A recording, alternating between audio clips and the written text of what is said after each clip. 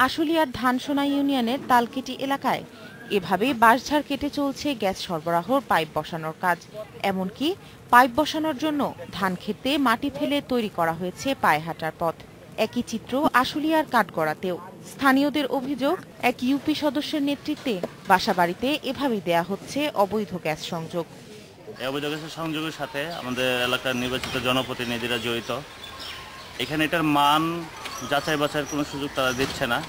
প্রায় ৩ বছর বন্ধ থাকার পর ২০১৩ সালের জুলাই মাসে সরকারিভাবে শুরু হয় নতুন সংযোগ দেওয়ার কাজ। কিন্তু সব প্রক্রিয়া সম্পন্ন করলেও সময় মতো সংযোগ পাওয়া যায় না। অভিযোগ সাধারণ গ্রাহকের।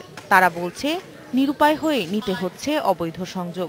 তবে এর পেছনেও গুনতে হচ্ছে ২০ থেকে ১ লাখ টাকা পর্যন্ত। সরকার যদি কিনা আপনার বৈধ লাইন দেয়, তাহলে জনগণ তো আপনার অবৈধ লাইন কেউ নিত না। তিতাস গ্যাস কর্মকর্তারা বলছেন, সব ধরনের অবৈধ লাইন বিচ্ছিন্ন করার প্রক্রিয়া চলছে।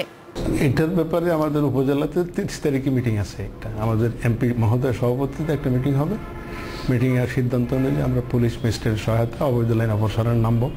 অবৈধ সংযোগে গ্যাস ব্যবহার করে আর্থিক ক্ষতি ও দুর্ঘটনার ঝুঁকির মুখে পড়ছে গ্রাহকরা, আর নিয়মিত রাজস্ব হারাচ্ছে সরকার।